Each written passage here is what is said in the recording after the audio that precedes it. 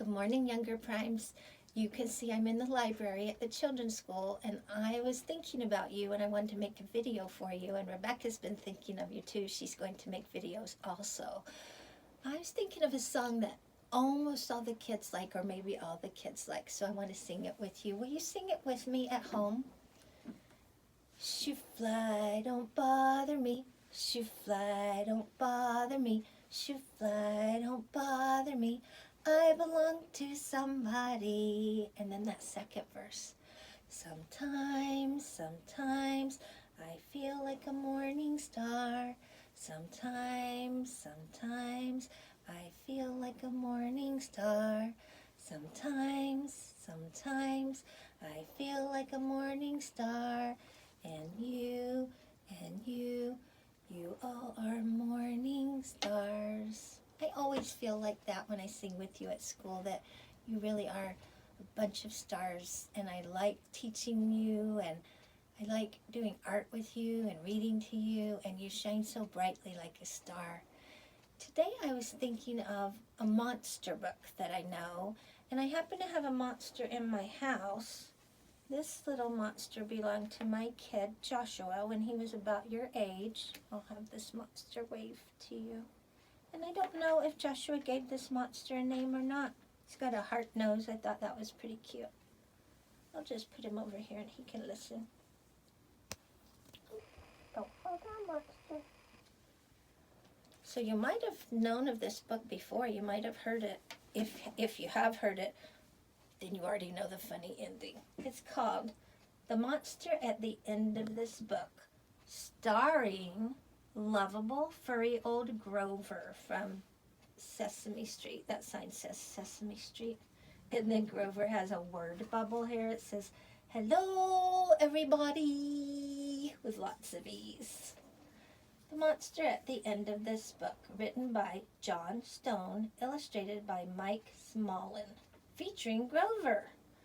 "This is a very dull page," says Grover. "What is on the next page?" What did that say? On the first page, what did that say? Did that say there will be a monster at the end of this book? It did. Oh, I am so scared of monsters. Shh. Listen, I have an idea.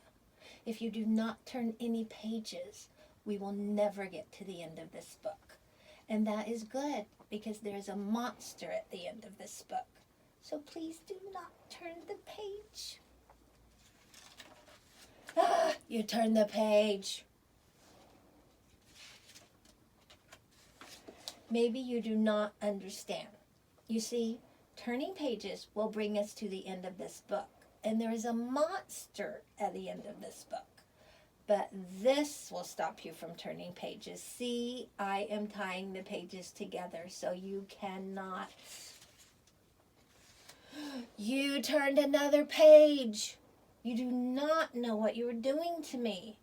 Now stop turning pages. There. I, Grover, am nailing this page to the next one so that you will not be able to turn it. And we will not get any closer to the monster at the end of this book.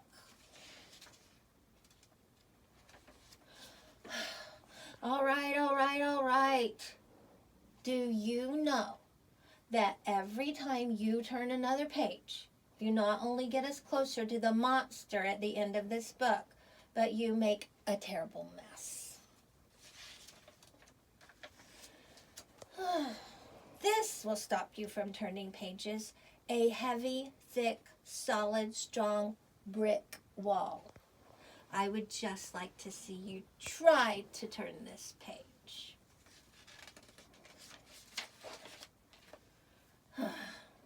Do you know that you are very strong?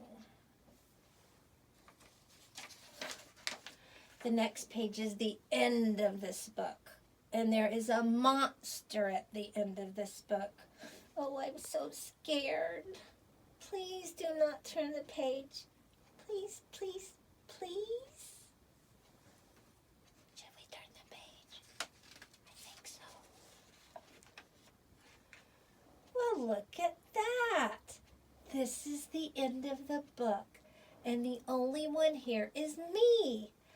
Lovable, furry old Grover. I am the monster at the end of this book. And you were so scared. The end. And then Grover's word bubble says, I told you and told you there was nothing to be afraid of. Oh, I am so embarrassed. I think that's the funnest book ever. I'm so glad you could be joining me today and listen to this story about Grover. And you know what I'm going to do? I'm going to call my kid Joshua. He's all grown up now. I'm going to call him and ask him if he remembers the name of this guy. Maybe I'll bring this guy to school one day when you come back. So it's good to be with you, and I will see you soon. I'm going to blow you a kiss. Bye, Younger Primes.